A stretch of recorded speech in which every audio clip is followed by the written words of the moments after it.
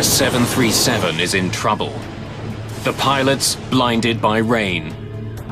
In the cabin, government officials and influential businessmen.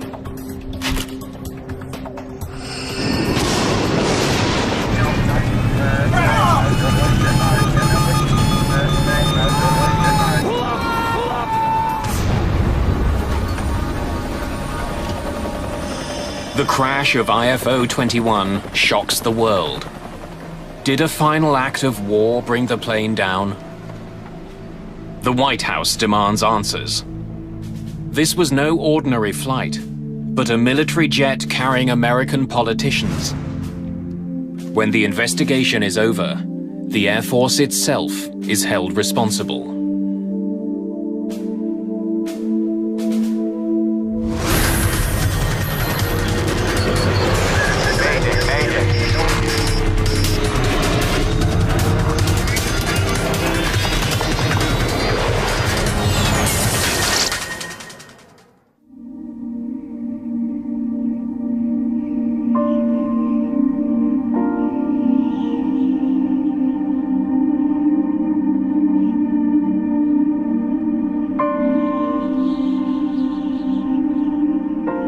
Wednesday, April the 3rd, 1996.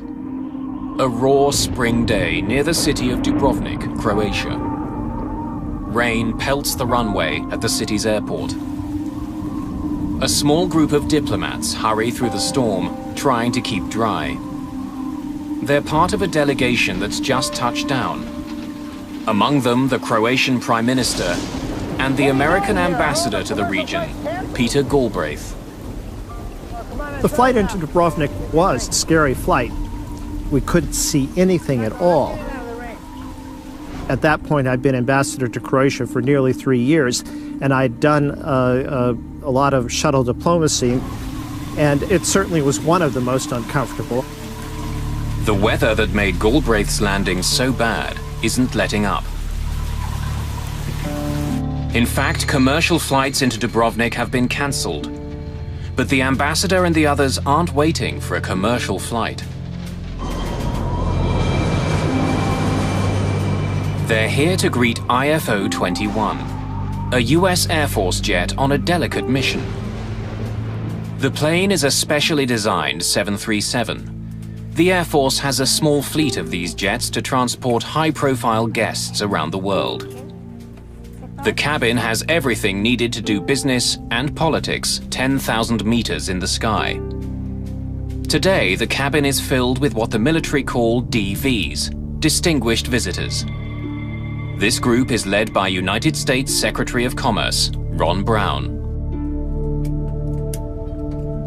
Ron Brown was a very smooth, capable individual.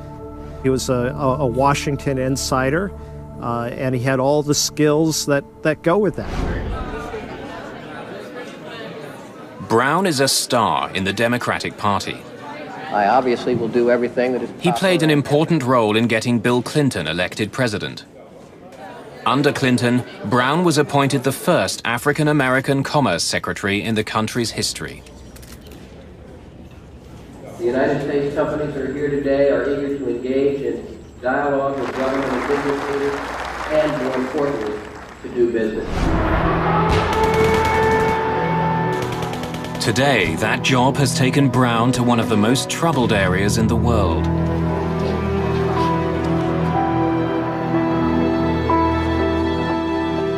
For 4 years, civil war ripped Bosnia and Croatia apart. But just a few months ago, an uneasy peace began. As Commerce Secretary, Brown is helping to rebuild the local economy. Ambassador thinks we should. The philosophy behind it was that the peace would not be durable unless there was economic progress in the region, that was really critical to the peace. Brown's 3-day tour started that morning in Tuzla, Bosnia, where the group toured an electrical plant and ate hamburgers with American troops stationed there. Being a former Army man myself, I know what being away from home is like, so we thought we would bring a little bit of home to you. The final stop on today's tour is the ancient coastal city of Dubrovnik. Before the war, it was a vital part of the country's tourism industry. It was my idea that Ron Brown should go to Dubrovnik. The Croatians were very eager to get the word out that Dubrovnik was still standing and that it was still a tourist destination. So I thought it would be very useful to have Ron Brown and the delegation go there. But on this damp day, Dubrovnik is not at its best, or even visible. Fog presses down from the sky, obscuring the city and the beautiful Adriatic coast. To the north of Dubrovnik flies IFO-21. Its pilot is Captain Ashley J. Davis. His colleagues call him AJ.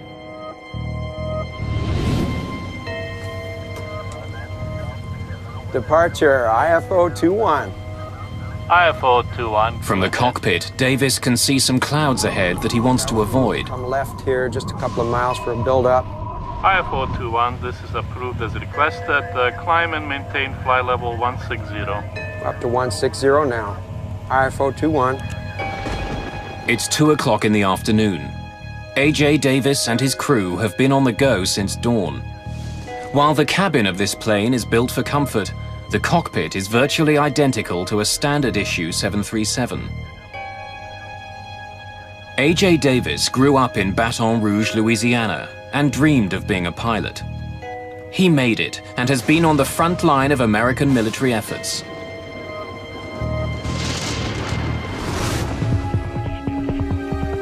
In the past, he flew mid-air refuelers high above the Persian Gulf. But now he pilots diplomats and other officials from around the world. It means a lot of traveling and a lot of time away from his wife and 2 children at Ramstein, an American base in Germany. According to the Air Force ranks, Shelley Kelly is a technical sergeant. Today on IFO-21, her main job is to make sure the passengers have everything they need.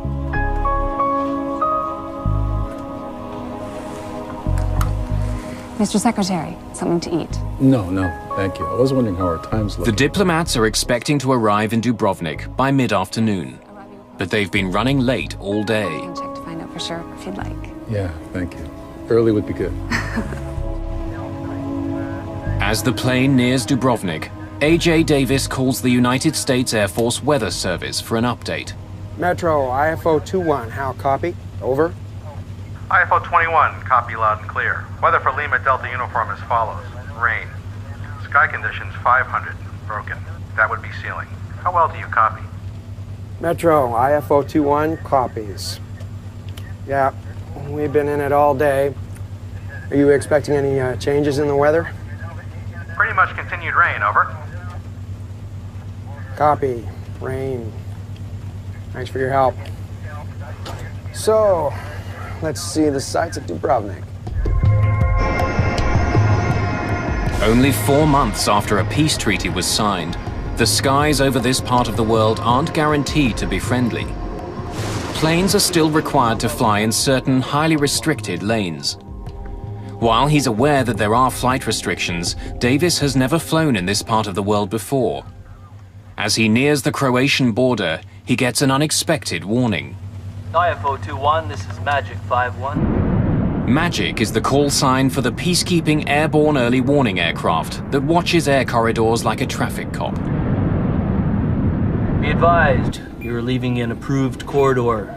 Please reroute immediately. Davis isn't off course. He's flying the exact route he had planned. But without knowing it, Davis and his plane are flying out of approved airspace. They're flying into potentially dangerous territory. You're leaving an approved corridor. Reroute. Roger, Magic. Our error. Rerouting now to proper corridor. Over. The second time today. The approved corridors do change, and Davis and his crew should have been informed. To stay on an approved course, Davis will have to swing out to the west. It's an embarrassing situation that's going to cost them time. Shelley, AJ, we've been directed to reroute. We'll be arriving about 15 minutes late at Dubrovnik. Apologies to all back there.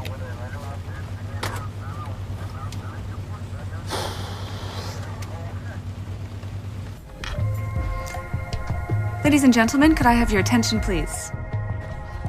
Unfortunately, there will be a slight delay on our arrival into Dubrovnik.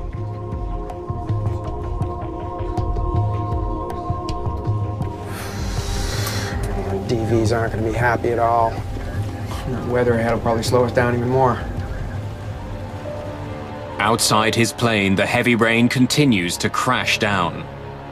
Flying toward an unfamiliar airport with a cabin full of businessmen and diplomats, Davis has a difficult task ahead. What happens to this plane and its passengers over the next several hours will capture the attention of the world.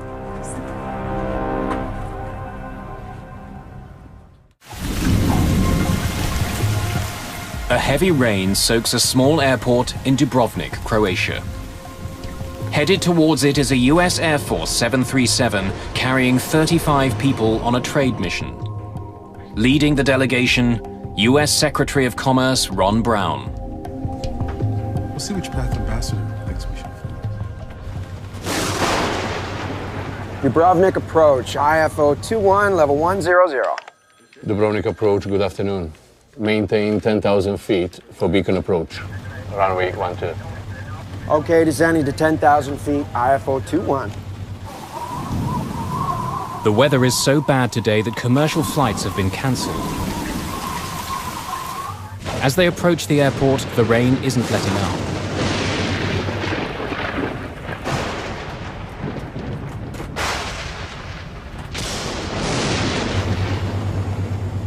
But the crew is dealing with more than just bad weather.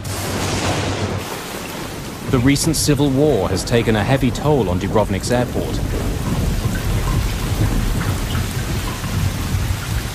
It had been closed for several years and is waiting for a new landing system.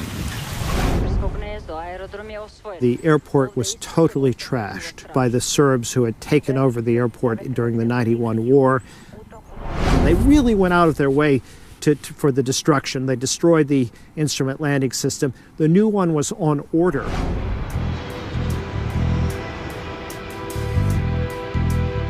Around the world, airports use sophisticated technology to help planes take off and land. Doppler radar warns of incoming storms. Glide slopes help pilots stay on course to land.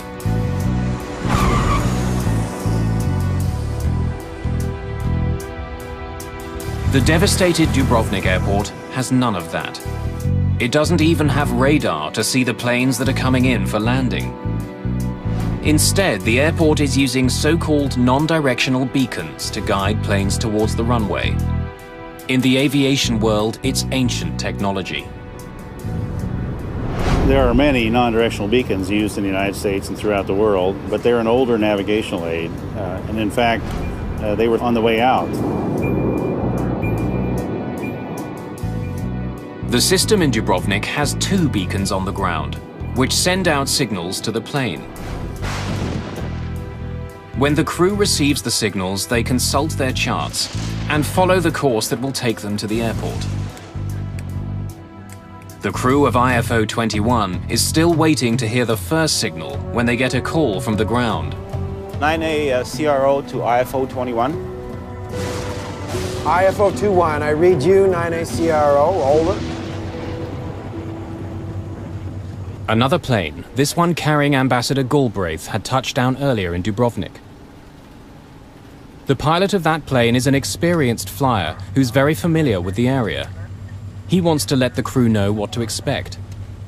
IFO 21, we landed about an hour ago. The weather was at minimum. Adjusting the wording to split if you have to execute the missed approach. Over. Roger, 9A CRO, we read you. Out. Diverting wouldn't be welcome news for the members of the trade delegation. The pressures to get the passengers to scheduled news conferences and other activities were probably pretty high. As Davis closes in on the airport, the Dubrovnik Tower calls again. IFO 21, report level. IFO 21, 5,000. IFO 21, roger. Descend to 4,000. Report Kilo Lima Papa. Down to 4,000, IFO 21.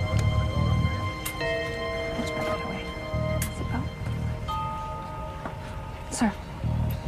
Thank you. Flying above the storm, the crew finally hears the radio signal from the first beacon. AH, at Kilo Lima Papa, we're tracking outbound at 119 degrees. 119 confirmed.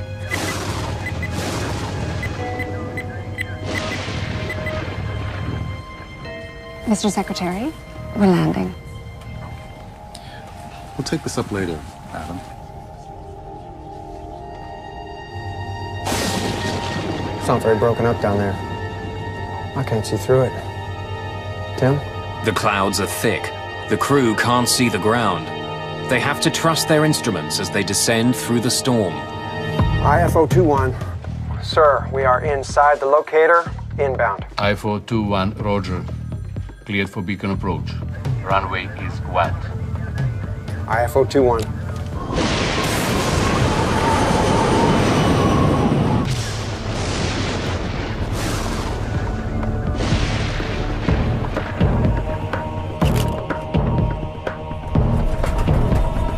AJ Davis flies blind through heavy rain and cloud cover. He expects to see the airport any second.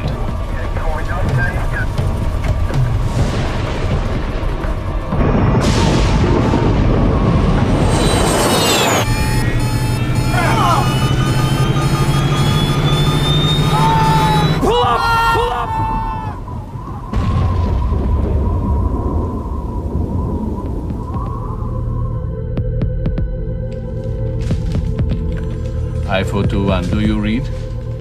Just before 3 o'clock in the afternoon, Dubrovnik Tower loses all contact with IFO 21. IFO 21, Dubrovnik approach, do you read? IFO 21, do you read? Without approach radar to track the plane, controllers have no idea where it is. Perhaps the plane has diverted to another airport. IFO 21, do you read? But as the minutes stretch on with no word from the American plane, local controllers are taking no chances. Initiate emergency procedures.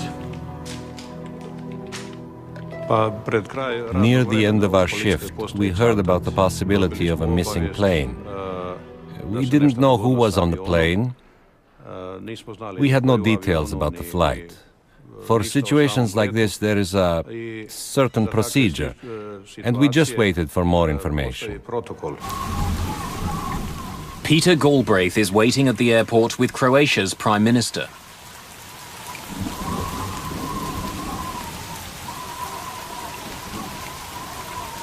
It was clear from my own flight in that this was a very marginal landing. I did not expect them to attempt the landing in Dubrovnik. The Croatian Prime Minister came up to me and pulled me aside and he said, "We've lost radio contact with Ron Brown's plane." I got the State Department Operations Center on the phone and he's asked to activate the U.S. military to start search and rescue activities. Word goes out to the chain of air traffic control centers. Američke borbene snage. Jeste li imali nekakav kontakt s tim zrakoplovom? But no one has had any contact with IFO 21. The search and rescue effort focuses on the approach to the airport. Perhaps the plane had ditched into the Adriatic. At the time, I was about 100 miles away. I was in Brindisi, Italy. We launched 2 of our MH-53 helicopters with Special Tactics Air Force personnel on board, headed to Dubrovnik. For hours, there is no sign of the missing aircraft. The weather conditions are getting worse. Fog was in, thunderstorms in the area, low visibility. I-421 Dubrovnik approach, do you read? IFO 21 has a CPI, or crash position indicator, on board. I-421, do you read? If the plane went down, the CPI should be sending out an ultra-high frequency signal. I-421. But the Dubrovnik airport, as well as lacking radar, does not have the equipment to pick up the signal. I-421 Dubrovnik approach, do you read? I-421, do you read? I-421, do you read? As the hours pass, poor visibility frustrates the searchers. They arrived off the coast and they were over water looking for the crash.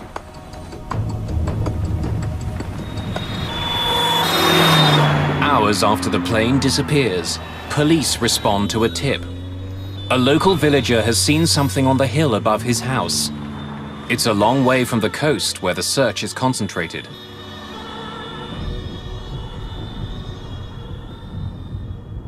We went up with 2 vehicles to check the mountains. The weather was extremely horrible, strong rain and thick fog. So we went on foot for about an hour up that mountain. Then we came close. It's almost 7:30 at night, 4.5 hours after the crew called for clearance to land. The crash of IFO 21 is finally confirmed.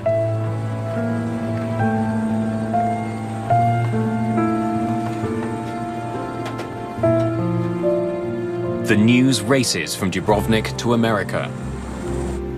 The crash site has been reached by Croatian police, and I've just received word that there's also a Croatian doctor on the scene. The tail section is the only substantial piece of IFO 21 that's left. Debris and bodies are scattered across the mountain.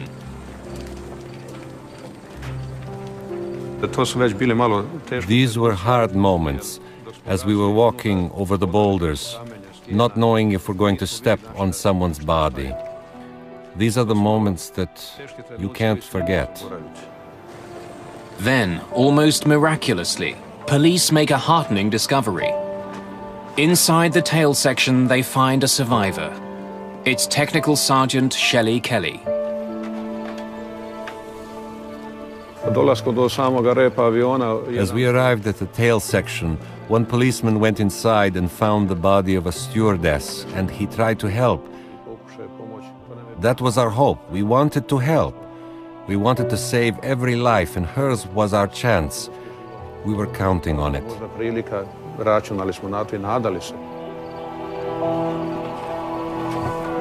In the darkness, they realize that Kelly needs immediate medical attention if she's going to survive.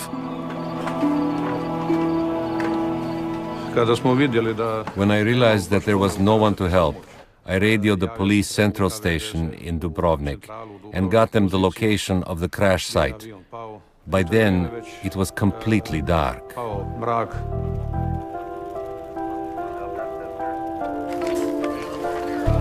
St. John's Hill is alive with close to 100 Croatian policemen and military. American forces are also rushing to the scene. Enormous rocks and treacherous conditions make the wreck site difficult to reach. But there are also remnants of the recent war. Mike Canavan is in charge of the US crash recovery operation. I met a Croatian major. He told me that he was going to be the guide that would take us up to the top of the mountain. And at that time, he happened to mention that there were several minefields between where we were and the crash site. It takes almost 2 hours for Canavan to finally make it up the rocky hill. We had been walking for some time, and it was very dark. And all of a sudden, I saw something that was darker, and I didn't know what it was. And I reached out, and it was an aircraft engine. On top of the hill, the weather is making it impossible for helicopters to land. Emergency workers can't wait for the weather to clear. They have to get Technical Sergeant Kelly off the mountain immediately. She has a broken spine and other severe injuries. But if she can be kept alive, rescuers hope she can shed some light on what went wrong.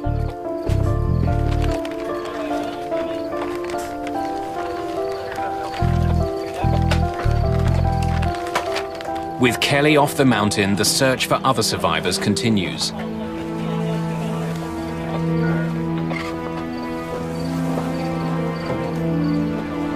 Finally, in the darkness, rescue workers find the body of Ron Brown, the U.S. Commerce Secretary. In fact, as rescuers continue to comb the hillside, all they find are bodies. A.J. Davis and the rest of the crew were probably killed instantly. All the other members of the trade delegation are also killed.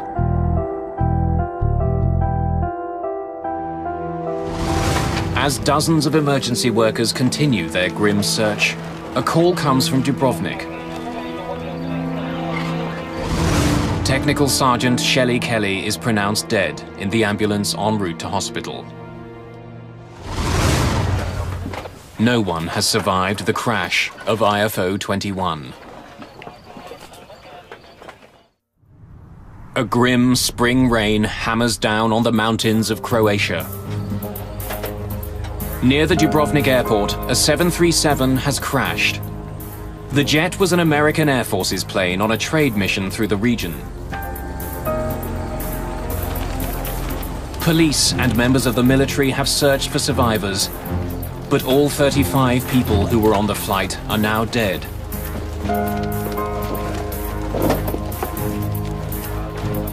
Including the American Secretary of Commerce, Ron Brown. In the darkness, the rescuers begin a very different job. Mike Canavan is with the U.S. Special Forces. Once we realized there were no survivors, the mission changes. It goes from there's no one to rescue. Now you have to recover remains.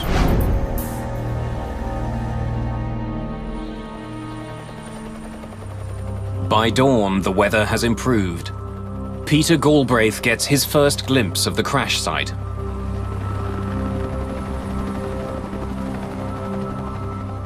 We walked up the mountain. The weather was somewhat better.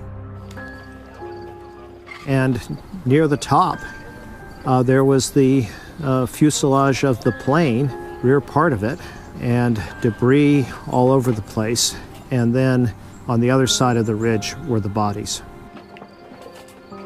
There's nothing in the world that compares to a plane crash. The one thing that my folks did on the mountain and then down in Dubrovnik is they did this with dignity and respect. And I thought it was done exceptionally well.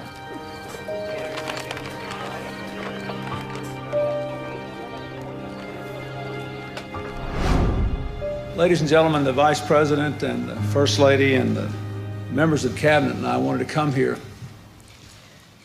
to be with the employees of the Commerce Department at this very difficult hour. Hillary and I have just come from Ron Brown's home, visiting with Alma and Michael and their family and friends who are there. As the truth sets in, the hard questions begin. How had a specially redesigned U.S. Air Force 737 crashed on a hillside in Croatia? Was it simply bad weather? Or in a war-ravaged part of the world, was there another cause?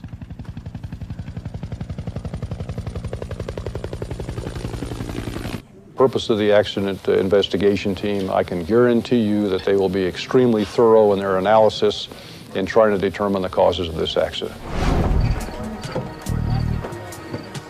Because of the high-profile nature of the passengers, rumors begin swirling immediately. Howard Swansea is one of dozens of experts assigned to the team. In every accident, there's always a lot of speculation. In this particular case, you had a high-ranking U.S. government official. And so by the time we had even got to the crash site, there was just quite a bit of media attention around it. There were fragments, pieces of aircraft miles away from the wreckage. So my idea was to get as much information or collect as much artifacts or physical evidence as I could. Right from the start, the investigation team is at a disadvantage. They discover that there's no cockpit voice recorder or flight data recorder on the plane. What's standard for passenger jets is not required in the Air Force. I had assumed that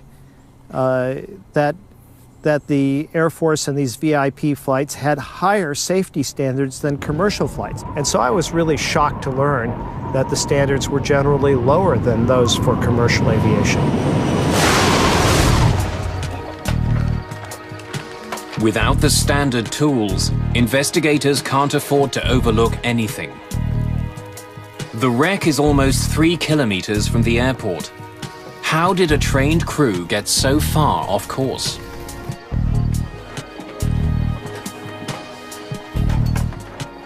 As Swansea examines the wreckage, Nelson Spornheimer is brought in to look at other evidence. An expert in aerial navigation, he plots the plane's doomed final minutes. To trace the last moments of the flight, he turns to the sky and the US Air Force radar plane, which had been patrolling the region. IFO-21, this is Magic 5-1. Be advised, you're leaving an approved corridor. Please reroute immediately. Rerouting now to proper corridor. Over. Apart from heading out of approved airspace, Spornheimer finds nothing unusual about the plane's flight until the end. The radar track that I was given was from an AWACS aircraft and showed that the en route portions of the flight from about 100 miles prior to the airport were entirely nominal. The last segment of the flight, however, beginning 20 kilometers from the airport, is different. On their final approach, the plane begins to head off course. They start flying in a straight line, which heads right into the mountains. My initial look at the flight track of the aircraft showed a 7-degree bearing error in the final segment of the approach. A small error when traveling at hundreds of kilometers an hour could quickly lead to an enormous problem. But why would the plane get off course at the end of the trip if the rest of the flight showed no major navigational problems? Even in bad weather, how had the crew become so lost? Spornheimer examines the outdated navigational equipment at the airport. Badly damaged during the recent war, perhaps it had malfunctioned. 2 separate navigational beacons are used for landing in Dubrovnik. One guides planes to the runway, the other lets them know if they've gone too far. The first is located on nearby Kolosep Island. It transmits a specific Morse code signal to make it easily identifiable. When they hear it, all Davis and his crew need to do is fly a heading specified on their landing charts. If they do, they should eventually arrive at the airport. The second beacon is located at the airport itself. It's a fail-safe device. If the crew hears the beacon before they see the airport, they have to declare a missed approach and circle around to try landing again. In fact, the plane that brought Peter Galbraith to Dubrovnik just minutes before IFO-21 only landed on its second attempt. IFO-21, I read you, 9ACRO, over. Suggesting diverting to Split if you have to execute the missed approach. over. Roger, 9ACRO, we read you. Out. But after studying the equipment, Spornheimer doesn't believe it played a role in the crash. Both the non-directional beacons were found to be operating normally by flight tests within a few days after the accident. There are bizarre rumors of an even more sinister theory.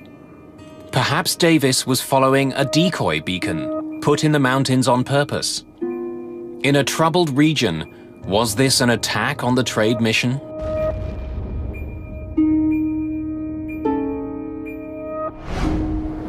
To get a signal that is strong enough to be heard, you have to have a very large ground system, which is difficult to establish in rocky, sandy soil. So it would be very expensive and very time-consuming to set up an NDB in the mountains. Such an elaborate scheme would be nearly impossible to pull off. No evidence is ever found of a decoy beacon. The investigation continues.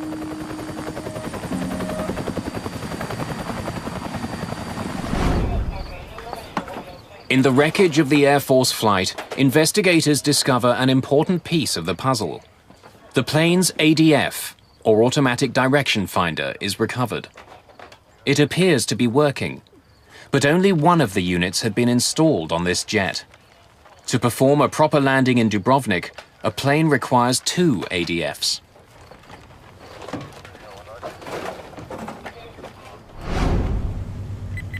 The device listens to the signals put out by the land-based beacons, but it can only listen to one at a time.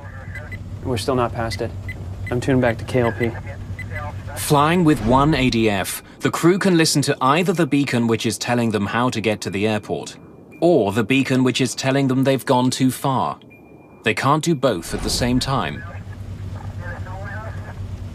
That would have required 2 ADF receivers in the aircraft, which the accident aircraft had only 1. And only having 1 ADF restricted their ability to follow the approach accurately. I got CV. We're still not past it. I'm tuning back to KLP. By quickly tuning back and forth between the 2 beacons, the crew can use 1 ADF to listen to 2 signals. But it would have added stress to an already difficult landing. And it's another surprise.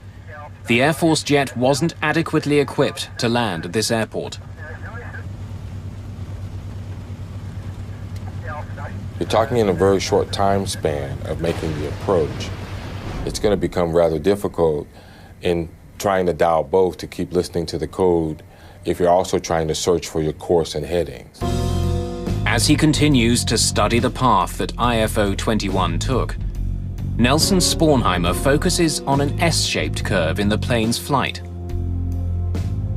It's the sort of path a plane would take when looking for a signal from a non-directional beacon.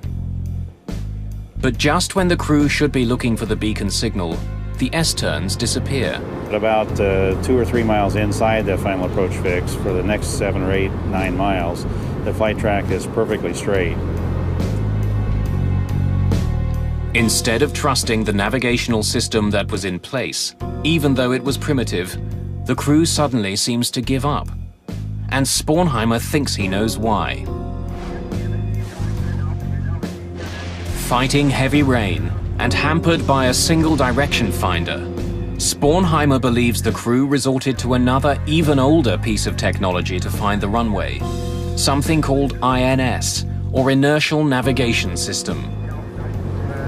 An INS system uses gyroscopes to maintain an awareness of how much the airplane turns and banks. After entering a specific geographical position at the beginning of a flight, an inertial navigation system tracks all the turns a plane makes. It's a self-contained system on the aircraft. But there is a potentially enormous problem. If the gyroscopes don't perfectly calculate every single maneuver of the plane, a pilot can be off course.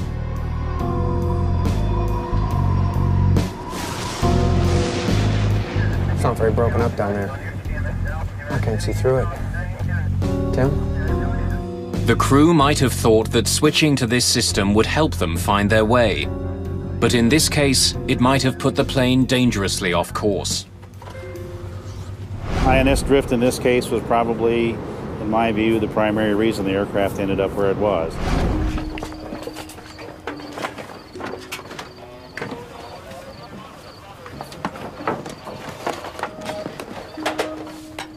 Investigator Howard Swansea examines the Jeppson approach chart the crew was using as they attempted to land. Hampered by poor visibility and relying on the inertial navigation system, their charts would have been a key aid. But when he takes a closer look at it, he notices something peculiar. A key figure, the minimum descent altitude, isn't accurate. The minimum descent altitude is the height where pilots must be able to see the airport. If you can't see it at that height, you have to abort the landing. Each country has the responsibility of developing these procedures and then publishing information so that other nationalities as well as their own air crews can fly those approach procedures. Swansea discovers that the minimum descent altitude on the chart doesn't meet American aviation standards. Given the mountainous terrain, it should have been more than 2,800 feet. But the chart the crew was using said it was just over 2,100 feet. It means that the crew could have flown almost 700 feet lower than experts in the US thought was safe without having to abort the landing. Combined with the other problems the crew was dealing with, the non-standard chart sealed their fate. Struggling to find the airport, they were straining to see through the clouds, assuming they were still safely above the mountains.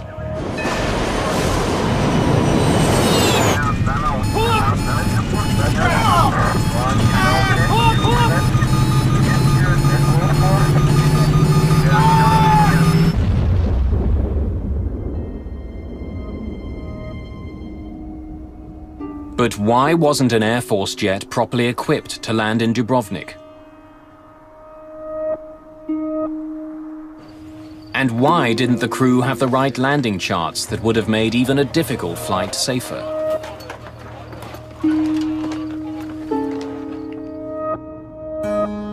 The answers are found at an American military base in Germany, with some of the most senior members of the Air Force.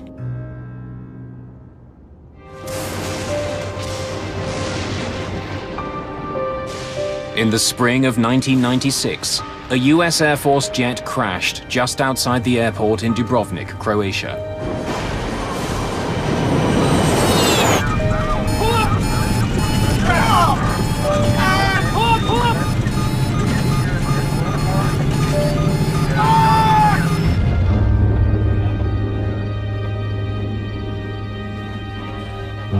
None of the 35 people on board IFO-21 survived.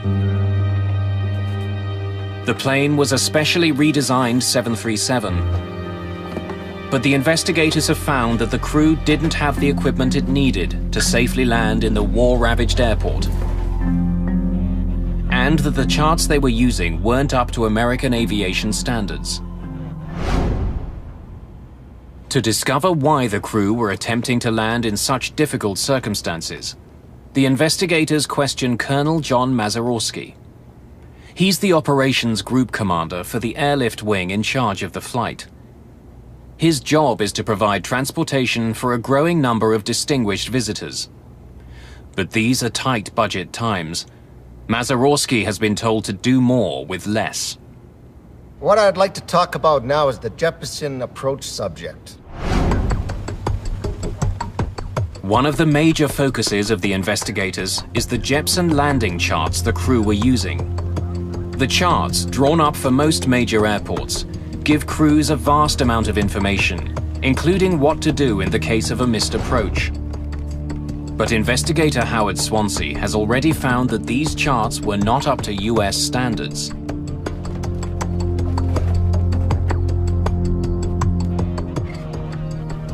The Air Force had a directive that required all procedures in foreign countries to have gone through a U.S. or their evaluation process prior to an Air Force crew being able to fly that approach.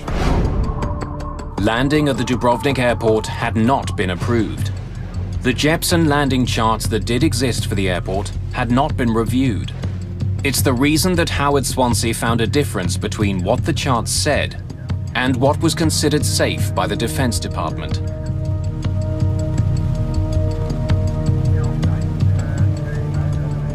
Mazurowski believed that restricting his planes to approved airports would severely limit some of his missions. It takes time to check all the airports out. He had asked for the review to be waived for some airports, including Dubrovnik. This Jeppesen approach waiver, What caused you to initiate this? It just seemed like we had been using these approaches for years. Safety didn't seem to be in question. But the Defense Department waiver was never granted. The approach for Dubrovnik was never approved. Yet even without the safety clearance, the Air Force continued to land there. IFO 21, level 100. Dubrovnik approach, good afternoon. The airport in Dubrovnik was far below modern standards. The charts used to land there hadn't been checked by the Department of Defense. Nevertheless, senior Air Force officials had decided to permit landing at Dubrovnik and other airports they were flying into. In fact, none of them have been approved in this time frame. Not to my knowledge, sir. No.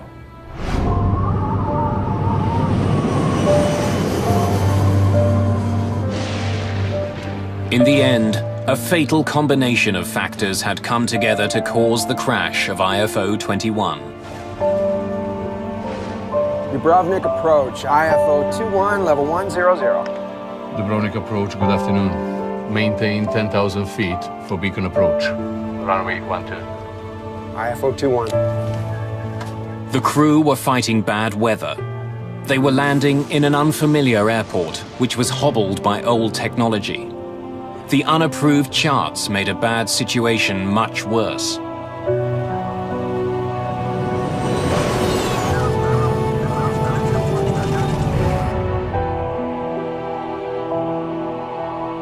After an investigation involving nearly 150 interviews, the final report on the crash of IFO 21 exceeds 7,000 pages.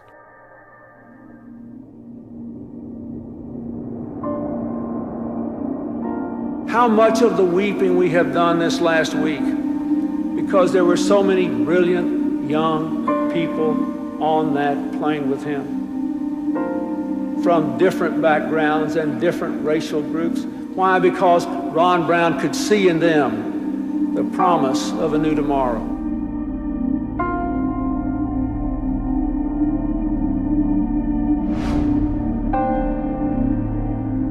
The results of the investigation fault several individuals and institutions. Dubrovnik Airport is singled out for an improperly designed instrument approach procedure. Today, automatic direction finders are no longer needed to land at Dubrovnik. The airport has replaced its approach equipment with the instrument landing system which was being delivered at the time of the accident. I got CV. The final report says A.J. Davis and his cockpit crew are responsible for flight errors. And, like a bullet piercing the heart of Air Force operations, leading military figures are blamed for a failure of command. In the aftermath of the report, 2 senior members of the Air Force are relieved of their posts. The Air Force severely reprimands Colonel John Mazeroski for dereliction of duty. He is demoted and eventually retires as a major. 13 other officers are also singled out for their roles in connection with the crash. The Air Force also changed the way it did business. All military aircraft were ordered to carry flight data recorders and cockpit voice recorders. No aircraft is allowed to fly into an airport without approval from the Department of Defense, not even for high-ranking diplomats. IFO 21. Sir, we are inside the locator, inbound. IFO 21, roger. Cleared for beacon approach. Runway is 1. IFO 21.